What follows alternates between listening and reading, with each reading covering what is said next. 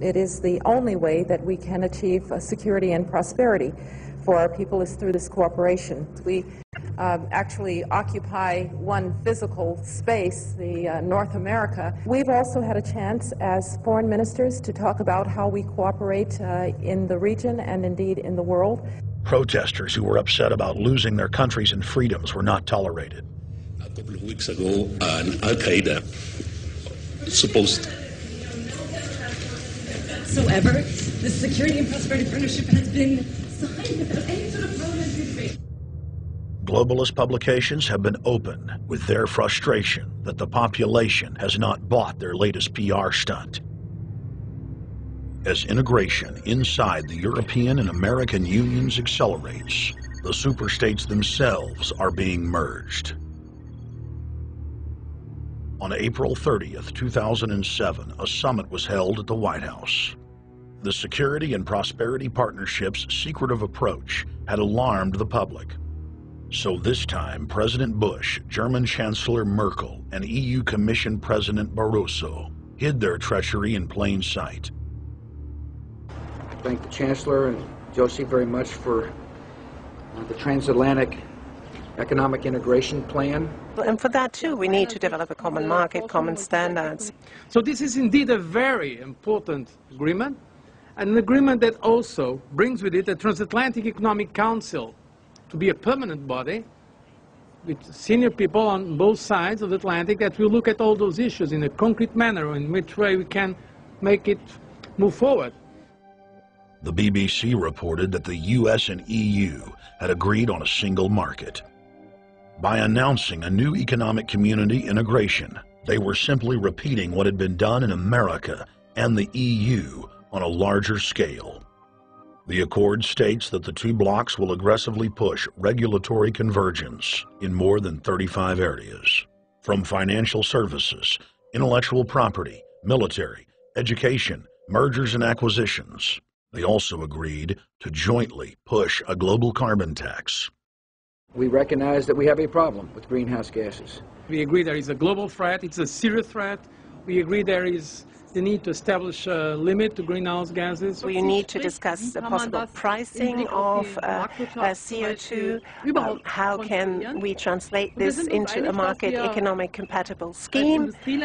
We have agreed to establish a high-level group, a forum. This EU-US result is translated into the G8, debated together with the outreach countries, China, South Africa, Brazil, among others, and India. A global solution to a global problem. If Bilderberg succeeds, America falls. All the victimized countries lose their sovereignty. Bilderberg is not a person, it's not an idea, it's an ideal, a very powerful group of people working together and from the positions of ultimate and absolute power, destroying every constitution on earth, really, no matter how powerful the constitution of the nation is. That's what these people do. The African Union arose out of the African Economic Community, set up in the early 1980s. The African Union is financed by a consortium of international bodies, governments, and corporations. The African Union Army serves as an enforcement arm for the New World Order's exploitation of Africa. In Asia, APEC and ASEAN have announced plans to form the Asian Union, consisting of Asian and Pacific nations, having more than 3 billion people within its borders. APEC will become the Asian Pacific Union, and the world is to be divided into 3 great regions for the administrative convenience of the world government in which the UN is to evolve. As the unions form individually, they are simultaneously merged to form the first planetary government. They're trying to destroy every nation on earth which is trying to promote progress, because these people basically they are landowners. They don't need progress because they control the land. If you take the most powerful man in London, the people who belong to the Council and the Committee of 300, who belong to the Bilderbergers, the British royalty, the Guelphs, the black nobility of Venice and Genoa, these people they're landowners. The New World Order is the old world order. I mean, it's just the names have changed, the appearances have changed, but the concept hasn't changed. The idea is still to bring the men back, kicking and screaming back to the Middle Ages, post-industrial age world order. One of the things that is very shocking to most Americans is the fact that the United Nations Global Biodiversity Assessment, which came out in 1995, clearly shows that in order to protect planet Earth, we have to go back to a feudal system. They actually said that in the document. To craft a modern feudal society, the globalists are implementing a standardized North American Union ID card to track, trace, and control their serfs as they travel throughout the 3 regions of the NAU. Building on the massive displacement of humanity caused by globalization, the New World Order is rapidly constructing the physical infrastructure of the North American Union, the NAFTA Superhighway Control Grid. I'm Arthur Peterson, Colonel retired in the Army. I see things today that are happening that would make my friend who died in World War II turn over in their grave. To think that people would even consider confiscating land of farmers and ranchers and taking their homes away from them to turn it over to a foreign company in Spain, which was controlled by Don Carlos, understand, a notorious socialist, and they get the tolls on Texas land for 50 years. The proposed Trans-Texas corridor would be a patchwork of superhighways and railroads stretching 4,000 miles from the border of Mexico, cutting through Texas to Oklahoma. A lease has been signed that would make Texas Highway 121 a toll road. A private Spanish company won the bid to build and collect the tolls for the next 50 years. These deals with private companies are being negotiated largely in secret, and many state lawmakers are worried taxpayers are being sold down the road. Critics say it's a threat to our national security. It's part of a plan for a North American integration being carried out by government and corporate elites without congressional or voter approval.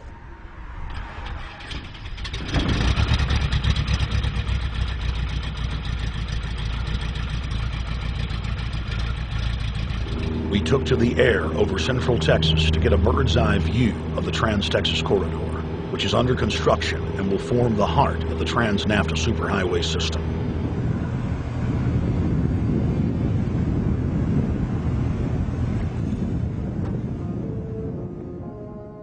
History repeats itself. 2,000 years ago, all roads led to Rome. Rome constructed and maintained more than 10,000 miles of roads throughout its empire. The roads were used to project Roman military power, to control commerce, and to bind the nations and peoples they ruled. Rome also demanded tribute. Roman subjects from Albion to Judea were forced to pay a tax to use the roads. The Romans would then use the tax to dominate their subjects. Today's superhighways are a powerful tool in the globalist arsenal. They are instrumental in tearing down national borders and merging nation-states into larger confederations. Foreign governments and corporations are predatorily seizing infrastructure across North America, but nowhere has their attack been greater than in Texas. Texas is the front line. Over 8,000 miles of existing roads and land are being handed over to government-backed foreign companies. Foreign companies buy the legislators, who then turn over complete control to the same foreigners who finance their campaigns. Government power is then illegally transferred to unelected quasi-governmental regional boards that circumvent local governments and the will of the people. The next stage of this world government plan is to have a transportation control, and that is called the NAFTA Superhighway, or in Texas called the Trans-Texas Corridor. It confiscates 584,000 acres of land to be transferred into control of a Spanish company which will collect tolls in Texas for the next 50 years, and there's no limit in the amount of tolls that can be collected. More than 80 federal and state highways have been designated as international arteries. The I-35 NAFTA corridor starts deep inside Mexico and travels through the middle of the United States, and ends in central Canada.